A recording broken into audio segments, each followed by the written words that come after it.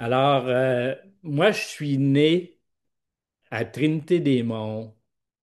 À la maison, c'était un peu rock'n'roll. Disons que j'ai jamais entendu mon père dire des mots d'amour à ma mère ou des gestes qui étaient. Je voyais beaucoup de. Des fois, là, je me couchais, quand j'étais jeune, je me couchais, je mettais des couvertes par-dessus ma tête pour entendre les chicanages. C'était vraiment ça. Ça, c'était une chose pas agréable. Puis, par contre, il y avait des choses. Mon père, il était quand même tolérant avec nous. Il nous a montré à travailler. Disons que jeune, il nous a appris ces choses-là. Mais je ne me souviens pas qu'il m'ait appelé par mon nom. Par contre, je me souviens que il m'appelait Lève-toi grand lâche ou Bon à rien ou espèce de fou. C'était les termes employés chez nous. Fait que ça, c'est le côté pas agréable. Puis quand je suis né, ma mère, je suis né avec un siège. Puis ça a été difficile pour ma mère. Puis l'infirmière lui a donné des pilules à ce moment-là. Puis malheureusement, elle a été une bonne partie de sa vie accro à ces pilules-là, qui faisait que ça la rendait, quand on prend beaucoup de pilules, ça la rendait stone, là. C'était régulier, ça. Ça, c'était pas agréable. Par contre, notre vie de jeunesse là-bas, avec les enfants, avec les jeunes de mon âge, l'été, on jouait au tennis, on courait dans le bois, on jouait à toutes sortes de jeux. L'hiver, on jouait au hockey entre les paroisses. Ça, c'était un beau côté de notre enfance. Puis j'ai grandi à l'école, c'était les religieuses qui nous enseignaient. Puis les religieuses, ben, on a appris le catéchisme, on étudiait le catéchisme, on avait appris sur Dieu, que Dieu avait créé le monde, que Jésus était venu sur la terre, qu'il était venu donner sa vie sur la croix. Ça, on savait tout ça. C'était un enseignement religieux qu'on recevait. Il y était une fois, avec plusieurs jeunes, on avait été jouer tout près de la rivière, puis on courait, puis on avait eu chaud beaucoup, on était tout trempés, puis après avoir couru comme ça, j'avais été me baigner dans la rivière qui était froide. Fait qu'à ce moment-là, j'avais pris une pneumonie qui m'avait amené au point où j'étais dans le lit, plus capable de bouger. L'infirmière a dit, si on le descend à l'hôpital, il passera pas. Fait que ça m'avait fait réfléchir. Puis une autre fois, on avait été se baigner dans la rivière Rimouski, puis c'était à peu près 1 kilomètre du village. Puis on était avec d'autres jeunes. Puis dans ce temps-là, il y avait la Drave. Puis j'avais traversé de la rivière, puis pour revenir, je crois qu'il avait ouvert les écluses, puis l'eau montait. Ça fait que comme j'arrivais tout près du côté avec un autre, on est parti dans le courant, puis on était deux, on était en train de se noyer. À 1 mille du village, en plein bois, il s'adonnait à voir une personne qui nous a vus là, qui passait dans le bois. Une chose, c'était un hasard de Dieu, hein. Puis il est venu nous chercher, il a sauté à l'eau, puis il est venu nous chercher. Puis un autre événement qui est arrivé, une fois, il y avait un carnaval par chez nous. Puis durant le carnaval, il y avait beaucoup de motoneiges qui circulaient dans les rues, puis les autos circulaient entre les motoneiges, puis tout ça. Puis une fois, on était deux motoneiges, on roulait dans le chemin, puis il y a une auto qui roulait peut-être plus vite que d'habitude, étant donné le festival, puis tout ça. Puis l'auto a resté de mon côté, puis quand j'ai vu que en motoneige roulait un peu quand même, là, quand j'ai vu que l'auto ne se tassait pas, j'ai décidé de me glisser changer de côté de chemin. Puis quand j'ai décidé de changer de côté de chemin, l'auto a décidé de changer de côté de chemin en même temps. Fait que on a fait un face-à-face, le motoneige puis l'auto. Puis comme j'ai vu que ça frappait, j'ai eu l'idée de m'écraser sur mes jambes puis me soigner. Fait que j'ai passé par-dessus l'auto. Puis je revolais en arrière de l'auto. Mes bottes étaient dans le champ, pas mal loin. Mais tout mon linge était déchiré comme si on les avait coupés au couteau. Mais moi, j'avais rien. Mais ça faisait penser qu'un jour, la mort va arriver. Ça fait que après mon secondaire, j'ai étudié à Rimouski. Puis quand j'allais à Rimouski, ben, je pensionnais toute la semaine à Rimouski, puis je revenais chez nous les fins de semaine. Puis après mon secondaire, euh, quand j'ai resté à Rimouski, je vais vous dire ça, la première année, j'ai resté chez un de mes oncles. Puis chez un de mes oncles, dans la maison, ça ressemblait à chez nous. Fait que c'était pas trop agréable des fois d'entendre ça. Puis l'année suivante, je suis allé rester dans une maison. Il y a un monsieur dans son bungalow, il louait des chambres au sous-sol. Ben, à ce moment-là, cette place-là, là, c'était encore pire que chez nous. On était au sous-sol, puis on entendait tout ça. Puis l'année suivante, je suis allé rester dans une maison de chambre où il y avait une cuisine commune.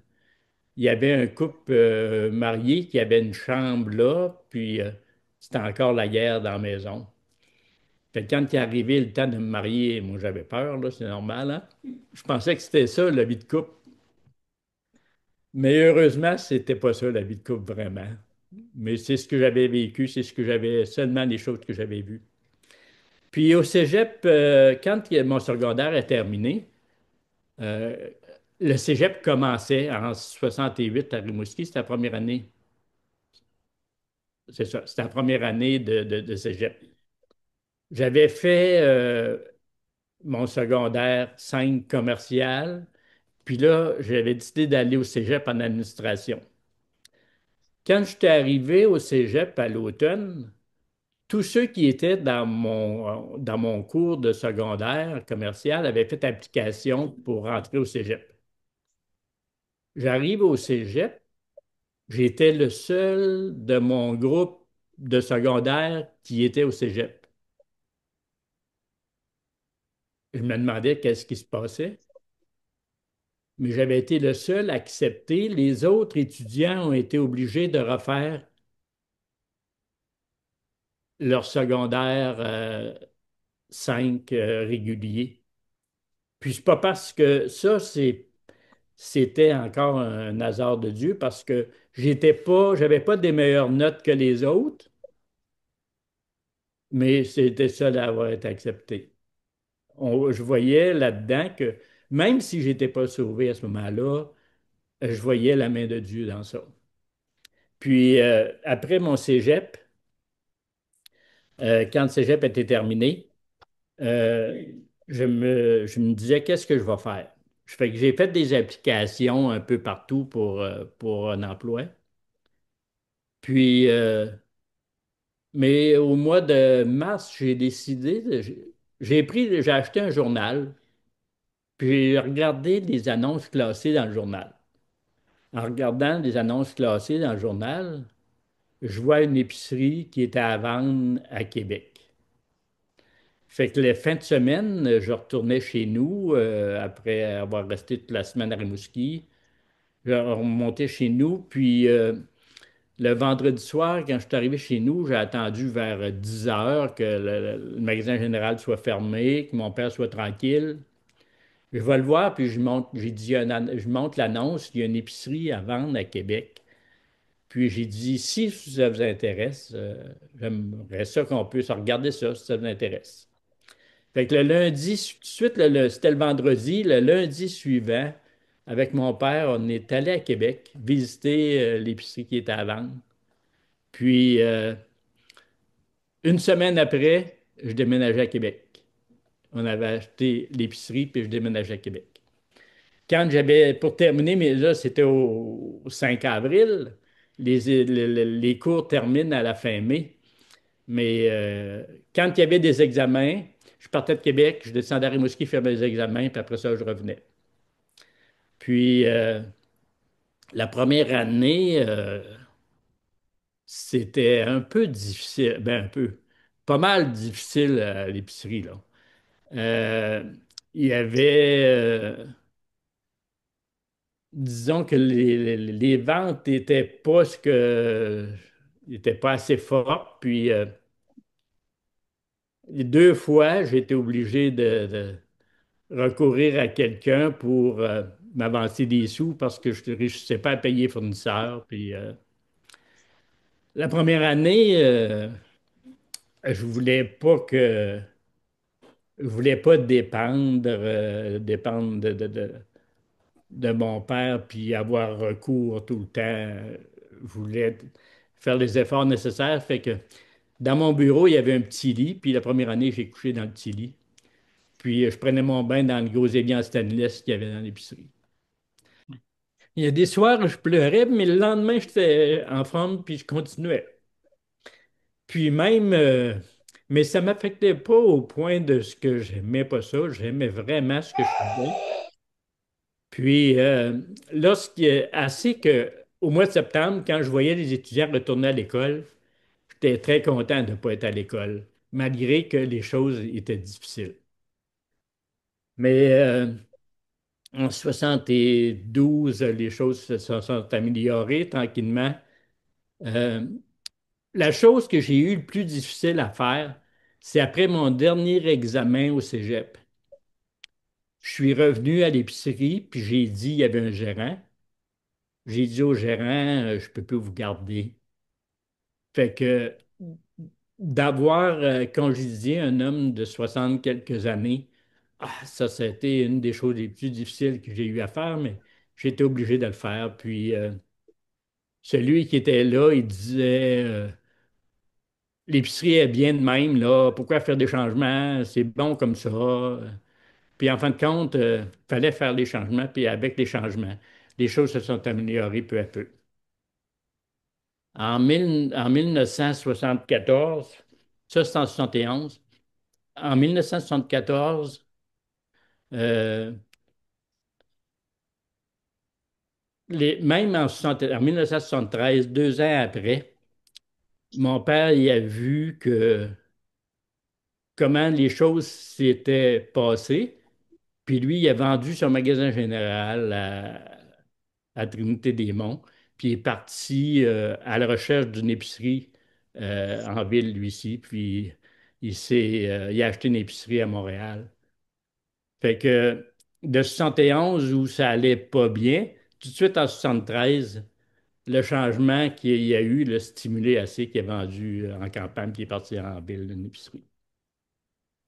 En 1976, on a décidé de faire un agrandissement, un changement à l'épicerie. Puis j'avais acheté de l'équipement d'un chrétien qui demeurait un de nos clients, qui demeurait dans l'arrière de l'épicerie. Puis il y avait aussi un chrétien qui faisait l'installation de l'équipement. Puis lui, il me parlait, il disait qu'il était sauvé, qu'il était sûr d'aller au ciel, puis qu'en juillet 71, il avait reçu le salut de Dieu. Puis moi qui avais, depuis mon enfance, j'avais cette pensée-là de l'éternité. Je savais qu'un jour, j'allais rencontrer Dieu, mais j'avais pas hâte, parce que je savais que j'étais pécheur. Ça, c'était pas compliqué. Puis de voir que lui avait la certitude qu'il était sûr d'aller au ciel.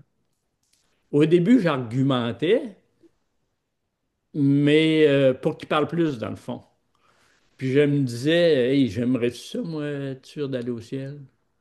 Et puis, il me disait que c'était pas par la bonne vie qu'on pouvait aller au ciel, puis que la parole de Dieu disait qu'il y avait peu d'élus. Fait que, à un moment donné, après avoir entendu l'Évangile comme lui le disait, je me suis dit, je vais lire le Nouveau Testament, je vais le voir.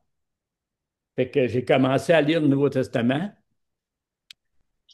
puis ça m'a pris à peu près, en tout cas dans très peu de jours, j'ai tout lu le Nouveau Testament. Je voulais savoir si ce qu'il me disait était vrai. Dans ce temps-là, Dans ma vie, il y a eu des périodes difficiles. Mais dans ce temps-là, c'était une période, je peux appeler une période de prospérité. Tout allait bien. Euh, je n'étais pas dépressif. La seule chose qui allait mal, c'est que j'étais perdu. On peut dire que quand reconnu que j'étais perdu, là, ça allait pas bien. Je voulais être sauvé. Puis quand j'ai lu le Nouveau Testament, j'ai lu dans Romains 3, 23, car tous ont péché et sont privés de la gloire de Dieu. Puis dans Romains 6, 23, ça dit que le salaire du péché, c'est la mort, mais le don gratuit de Dieu, c'est de la vie éternelle en Jésus-Christ notre Seigneur. Fait que là, je savais ce qui m'avait été dit, je savais que c'était vrai. Puis par ma bonne vie, en essayant d'observer les commandements, j'ai lu dans les Écritures que les commandements ont été donnés. Or, nous savons, dans Romains 3, 19, or, nous savons que tout ce que dit la loi, elle le dit à ceux qui sont sous la loi, afin que toute bouche soit fermée, que tout le monde soit reconnu coupable devant Dieu. Car nul ne sera justifié devant lui par les œuvres de la loi. Fait que là, j'ai vu que par les commandements, nul ne pouvait être justifié ou sauvé par les commandements. La parole de Dieu le disait, je l'acceptais. Mais il y a des fois que j'avais des luttes avec la vie, ce que j'avais entendu au niveau de la religion, ce que j'avais appris. Quand on a grandi dans certains enseignements, puis on arrive à un moment donné que il fallait que je retourne à la parole de Dieu, puis je dis, c'est ça qui est écrit, donc c'est ça qui est la vérité. Il fallait que je me raisonne pour reprendre les Écritures, regarder les Écritures, puis approuver ce que l'Écriture disait. Dans Galates 3, 10, était même écrit, car tous ceux qui s'attachent aux œuvres de la loi sont sous la malédiction. Car il est écrit, maudit est quiconque n'observe pas tout ce qui est écrit dans le livre de la loi et ne le met pas en pratique, et que nul ne soit justifié devant Dieu par la loi. Fait que pour être sauvé par la loi, j'ai compris qu'il fallait que j'observe tous les commandements sans jamais en manquer un. Puis aussitôt que j'avais manqué à la loi, je ne pouvais plus entrer dans la présence d'un Dieu parfait. Fait que, après avoir lu les Écritures, je me suis dit, c'est exactement, il m'avait donné un petit Nouveau Testament, je l'avais tout lu. Là, j'avais vu que c'était la même chose qui m'était dit. Là, je me suis dit, est-ce que les Bibles sont toutes pareilles? Là, je me suis mis à faire le tour des églises. Je m'en allais sur l'autel, il y avait une Bible, j'ouvrais la Bible, puis je comparais avec mon petit Nouveau Testament si c'était la même chose. Puis je comparais beaucoup de versets, puis c'est la même chose. C'est la même chose. À ce moment-là, j'ai dit, moi, je veux être sauvé, puis ça presse. Fait que j'ai demandé, j'avais pas été invité à une église de rien. J'ai demandé à M. Ducil qui me parlait de l'Évangile, j'ai dit, vous réunissez-vous, vous autres, faites-vous quelque chose? Il dit oui, il dit, on loue une petite église sur la rue Saint-Louis à Loretteville. J'ai dit dimanche, je vais être là. Fait que dimanche suivant, Alexandre, notre premier garçon, était né le 23 décembre. Fait que là, on était au 30 janvier. Fait qu'il y avait seulement un mois. Puis j'ai dit à Suzanne un peu trop tard que j'avais décidé d'aller à l'église, là. Fait qu'elle pouvait, elle dit, il est trop tard. J'ai dit, tu viendras une autre semaine. Moi, j'y vais aujourd'hui. Fait que je suis parti, puis je suis allé à l'église. Je suis rentré dans l'église. J'ai vu tout de suite, j'ai dit, eux autres, qui ont quelque chose que j'ai pas, puis ça paraît. C'était évident. Puis je voulais être sauvé. Je voulais être sauvé. Il y avait un jeune garçon qui était. Je me suis assis, puis je me souviens, M. Dutil me dit, Hey, c'est pas la bonne journée qu'ils viennent ici ce matin. Il m'avait pas dit ça, mais il avait pensé ça. C'est pas la bonne journée qu'ils viennent ici ce matin. Une conférence de couple. Conférence de couple, c'est pas la bonne journée. Mais c'était une bonne journée. Il y avait un jeune, il avait 19 ans, qui était assis à ma gauche. Il avait le cancer du cerveau. Il était paralysé, à moitié paralysé. Puis quand en avant, il parlait sur le message, sur Jésus, tout ce qu'il avait fait, lui, il était là avec la tête, puis il faisait signe que oui. Moi, je le voyais, puis j'ai dit, lui, paralysé, la parole, la difficulté de parole, puis il comprend, puis moi, je comprends pas. Puis je dis, je devrais être capable de comprendre, pourtant, lui, il comprend, puis moi, je comprends pas. J'avais lu dans les Écritures que la foi est une ferme assurance d'une chose qu'on espère. Moi, j'espérais aller au ciel, mais la foi est une ferme assurance, donc la foi, c'est d'être sûr. Puis j'ai dit, quand je vais être sauvé, je vais être sûr, mais je suis pas sûr d'aller au ciel. Fait que c'était un pasteur invité qui faisait la conférence. Il raconte, il dit, David, mon garçon, il avait 14 ans. David, il avait écouté un film chrétien. Puis dans le film chrétien, il y avait un petit gars qui avait été sauvé. Puis après avoir écouté le film, David, mon garçon, il demande à mon épouse, il racontait ça, est-ce que je peux être sauvé comme le petit gars dans le film? Sa mère elle était dans la chambre avec lui, puis elle dit, ben oui, tu peux être sauvé comme le petit gars dans le film. Le pasteur qui racontait ça, il dit, moi j'étais près de la porte, puis j'écoutais ce qui se passait. Puis sa mère lui a expliqué qu'il pouvait être sauvé comme le petit gars dans le film. Et puis il dit, le lendemain matin, on avait un babillard chez nous. Le lendemain matin, quand on s'est levé, il y avait, sur le babillard, c'était écrit, David est sauvé. Le petit gars qui avait 14 ans, il avait écrit qu'il était sauvé. Moi, j'entendais ça, puis j'ai dit, moi aussi, je veux être sauvé. Mais je comprends pas. Je sais tout dans ma tête. Je sais que Jésus, il est venu. Je sais qu'il est mort. Je sais qu'il a payé pour les péchés. Mais je comprends pas. Je l'ai pas. Fait que, à la fin de la... Excusez.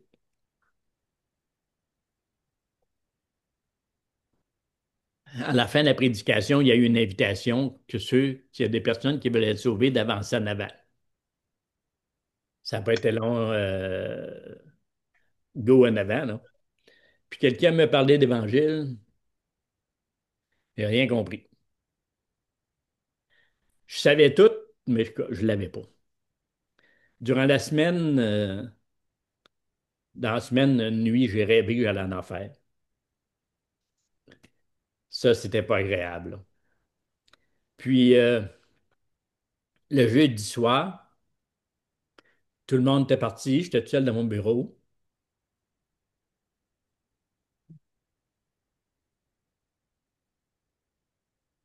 Encore un petit bout difficile.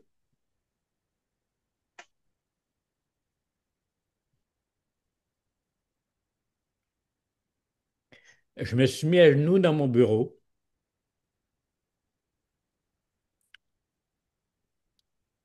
Disons que j'étais plus qu'à genoux. J'étais,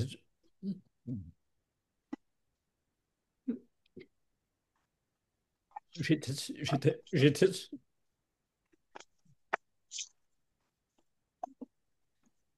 j'étais sur le ventre dans mon bureau. J'ai dit à Dieu, je suis pécheur, je suis perdu, je sais que je m'en vais en enfer. Mais tu dis que tu es venu, tu as pris sur toi tous mes péchés, qu'à la croix te payer pour tout ça. J'ai dit, je t'en supplie, sauve-moi, donne-moi la vie éternelle.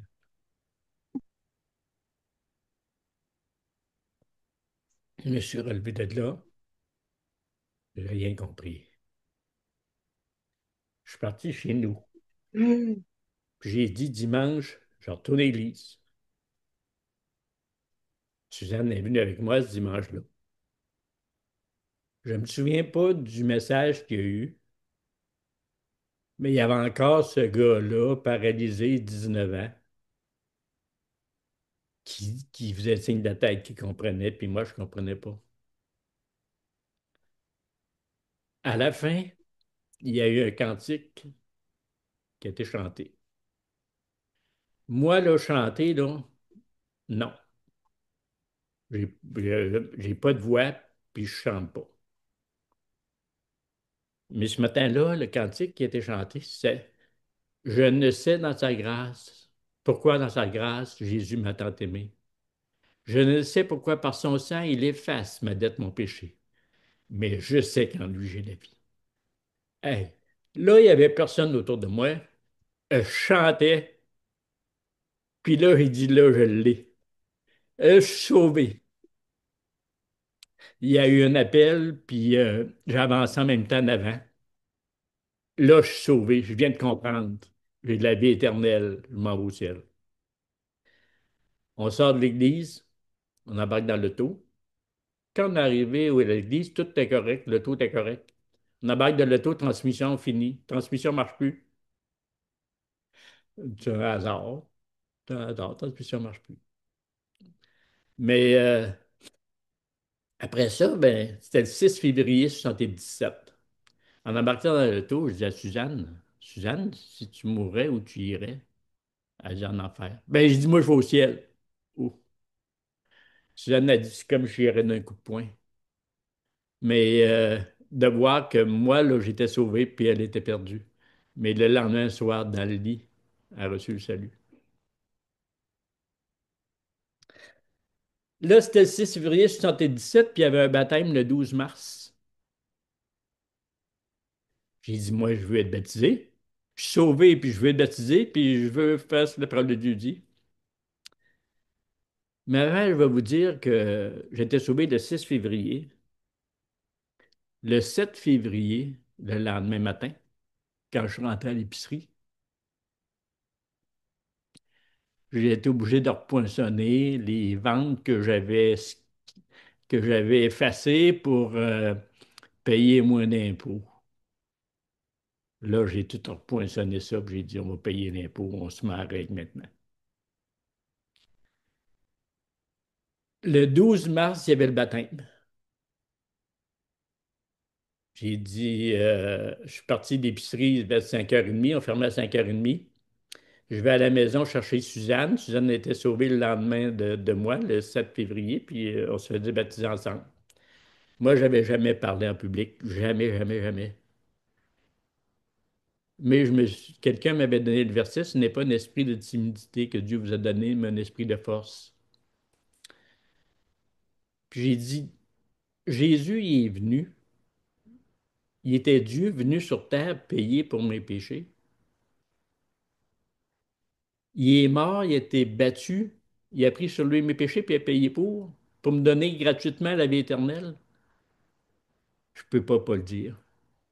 Je peux pas le dire. Fait que lors du baptême, on s'est rendu à Beauport. C'était à Beauport parce que à l'église où on était, il n'y avait pas de baptistère. Il avait emprunté l'église de Beauport un samedi soir. Fait qu'on arrive à Beauport, il y a un message des Écritures.